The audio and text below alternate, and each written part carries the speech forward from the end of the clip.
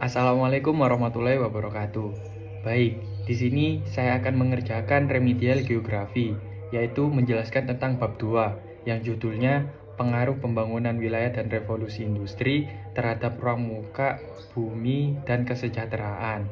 Alangkah baiknya kita memperkenalkan diri terlebih dahulu. Perkenalkan, nama saya Muhammad Fani Alfarisi dari kelas 12.4, absen 23. Baik, kita bakalan simak video selanjutnya. Baik, di sini saya akan menjelaskan dari slide pertama, yaitu pengertian pembangunan. Dalam kehidupan sehari-hari, istilah pembangunan sering kita dengar dan sering kita gunakan dalam berbagai bidang. Pembangunan seringkali mengacu pada bidang ekonomi, politik, intelektual, dan pemerintahan. Istilah ini sering dikaitkan dengan perubahan ke arah yang lebih baik.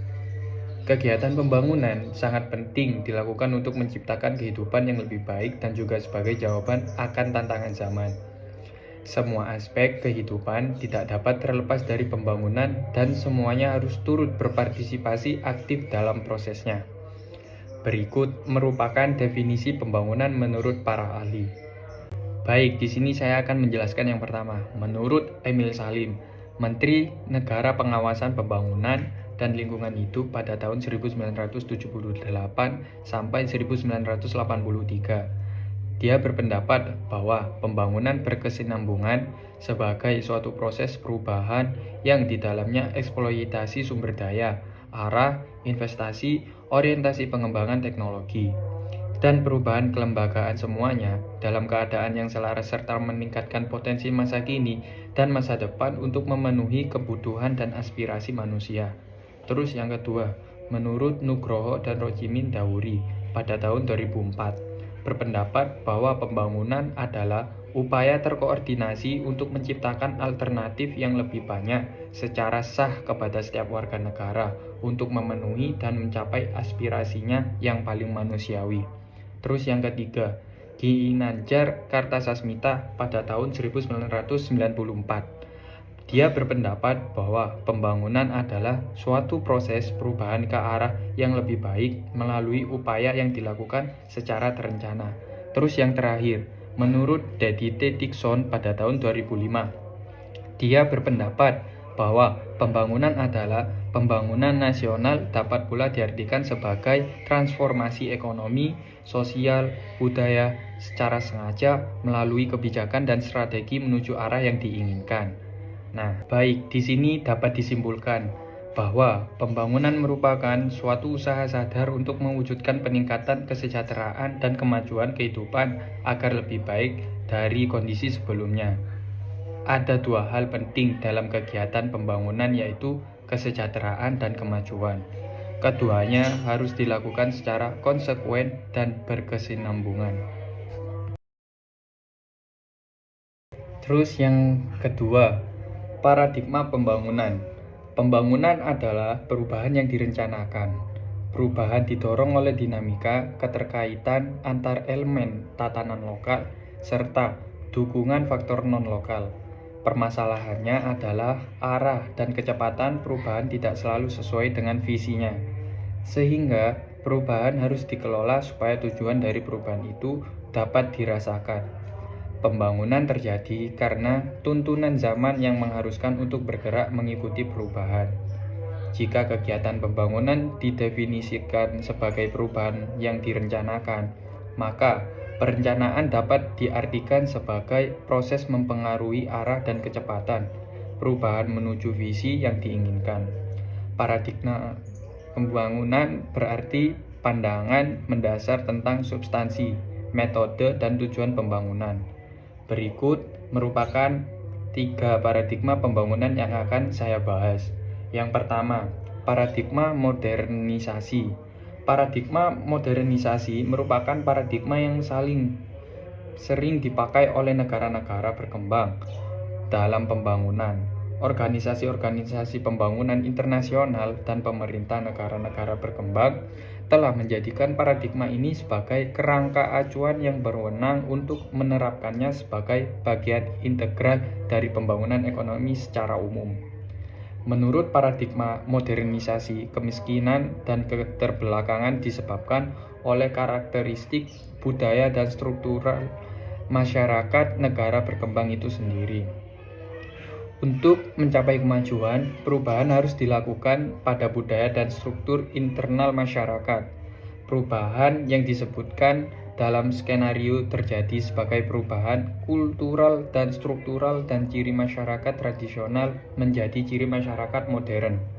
Proses ini disebut modernisasi dan dibagi dalam beberapa dimensi, yaitu dimensi kultural, dimensi sosiologis, dimensi psikologis, dan dimensi ekonomi. Merujuk pada dimensi tersebut, fakta dimensi ekonomi menjadi arus utama proses modernisasi, di mana yang pertama, ideologi pembangunan yang dianut meliputi pertumbuhan, efisiensi, dan kompetisi.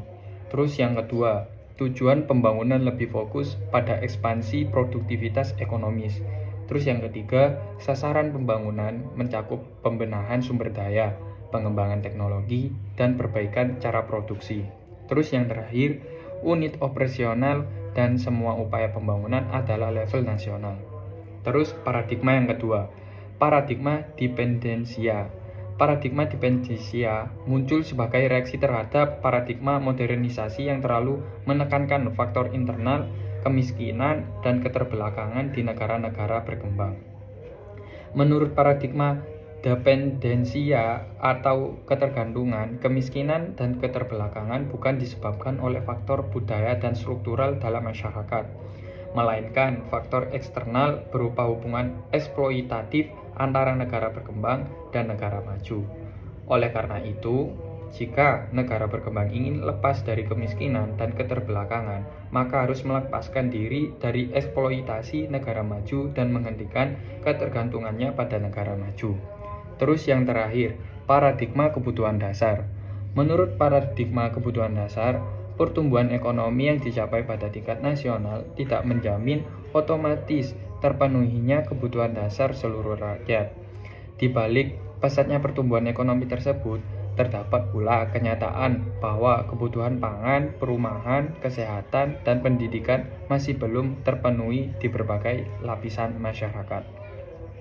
Hal ini diperparah dengan tidak terpenuhinya kebutuhan dasar lain seperti terwujudnya hak asasi manusia, terutama hak pendapat, kebebasan rasa takut, dan kebebasan ketergantungan. Oleh karena itu, disarankan agar pembangunan fokus langsung pada pemenuhan kebutuhan dasar. Tujuan paradigma ini adalah mengentaskan kemiskinan dan memperbaiki taraf hidup.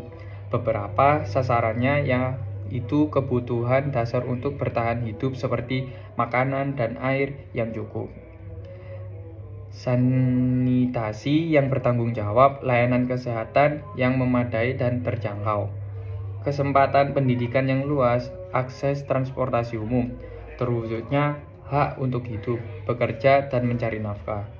Adapun beberapa upaya yang dapat dilakukan mencakup perluasan dan peningkatan produksi barang-barang penting, peningkatan pelayanan publik, dan dukungan administratif, organisasi non-pemerintahan, dan kegiatan pendukung.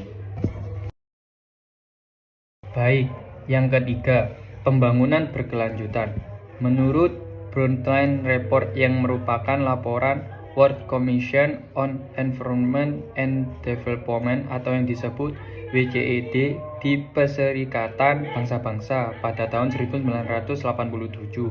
Konsep pembangunan SA berkelanjutan atau Sustainable Development adalah proses pembangunan lahan, kota, bisnis, masyarakat yang berprinsip memenuhi kebutuhan sekarang tanpa mengorbankan pemenuhan kebutuhan generasi masa depan. Terus yang keempat, yaitu pendekatan-pendekatan pembangunan.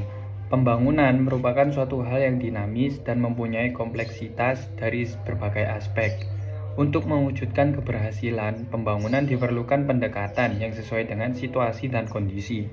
Beberapa pendekatan dalam mewujudkan pembangunan yaitu pembangunan berwawasan kependudukan, pembangunan berwawasan lingkungan, pembangunan berkelanjutan. dan pembangunan yang berpusat pada manusia. Saya jelaskan yaitu satu, pembangunan berwawasan kependudukan. Salah satu tujuan peningkatan pembangunan yaitu meningkatkan taraf hidup penduduk, meningkatkan kemampuan penduduk menuju kehidupan yang lebih baik, produktif, dan memuaskan faktor yang dinilai menentukan keberhasilan dan konsekuensi program pembangunan yaitu penduduk. Karena penduduk merupakan objek sekaligus subjek pembangunan.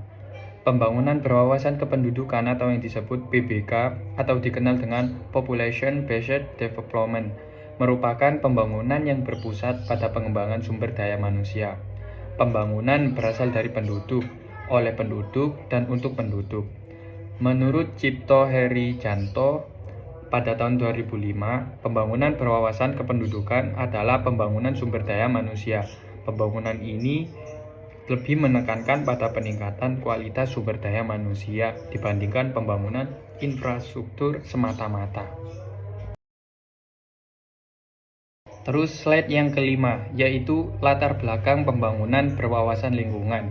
Pembangunan perlu memperhatikan kondisi lingkungan yang ada, baik dari sisi fisik, tanah, air udara, biotik, flora dan fauna, dan kultur budaya interaksi antar manusia.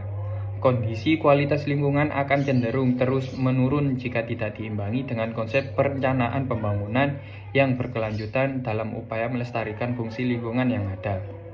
Saat ini, kerusakan lingkungan global menjadi semakin parah. Global warming atau pemanasan global bukan menjadi isu lagi, melainkan sudah sangat dirasakan tampaknya oleh masyarakat dunia. Iklim ekstrim sering terjadi di berbagai kawasan di belahan dunia ini. Emisi gas karbon sulit dikendalikan, lapisan ozon menipis, bahkan sudah ada yang bocor.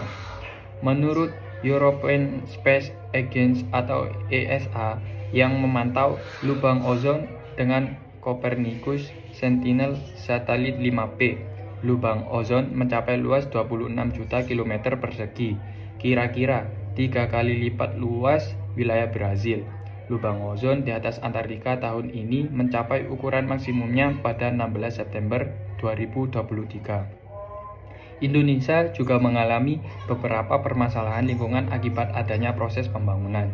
Secara umum, terdapat 5 permasalahan lingkungan hidup di Indonesia, yakni pencemaran, pemanfaatan alam secara tidak terkendali, kepadatan penduduk, menurunnya populasi fauna, dan ketidakseimbangan ekosistem-ekosistem.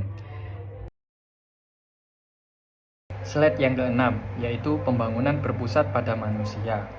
Pendekatan pembangunan yang berpusat pada manusia lebih menekankan pada partisipasi dan pemberdayaan masyarakat dalam pembangunan. Pembangunan jenis ini fokus pada peningkatan perkembangan manusia dan kesejahteraannya. Di sini saya akan menjelaskan dua. Yang pertama, latar belakang pembangunan berpusat pada manusia. Para perencana dan ahli pembangunan di negara-negara berkembang sepanjang 2 dasawarsa terakhir semakin menyadari pentingnya pendekatan alternatif dalam pembangunan. Pada mulainya, para perencana pembangunan yakni bahwa pembangunan melalui pengelolaan sumber daya secara terpusat dan memberikan kepercayaan penuh kepada birokrasi pemerintah sebagai pelaku utama pembangunan akan mengatasi berbagai persoalan dasar masyarakat seperti kemiskinan, kesenjangan sosial, dan keterbelakangan. Masalah kemiskinan, kesenjangan sosial, dan lainnya menjadi faktor utama dalam lahirnya pembangunan yang berpusat pada manusia. Pendekatan pembangunan berpusat pada manusia menekankan pada masyarakat atau komunitas itu sendiri. Hal ini bertujuan agar manusia mampu memanfaatkan sumber daya dan memenuhi kebutuhan secara mandiri. Pada pembangunan ini, pemerintah berperan sebagai fasilitator, yakni menciptakan lingkungan sosial yang mendorong manusia untuk berkembang dan mengaktualisasikan potensinya secara maksimal. Terus yang kedua, tujuan pembangunan berpusat pada manusia. Pembangunan yang berpusat pada manusia memiliki tujuan akhir untuk meningkatkan kualitas hidup semua orang yang memiliki keinginan dan harapan, baik individu maupun kelompok. Sasaran objektif dari strategi pembangunan ini pada hakikatnya adalah pengentasan kemiskinan, terwujudnya keadilan yang merata, dan peningkatan partisipasi masyarakat yang signifikan. Dengan demikian, dapat disimpulkan tujuan utama dari pembangunan berpusat pada manusia adalah A. Menghapuskan kemiskinan, B. Melestarikan kapasitas produktif. Dan yang terakhir, meningkatkan partisipasi masyarakat dalam proses pembangunan. Slide yang ke-9 yaitu indikator keberhasilan pembangunan. Pada umumnya, keberhasilan pembangunan dapat diketahui dari peningkatan pertumbuhan ekonomi.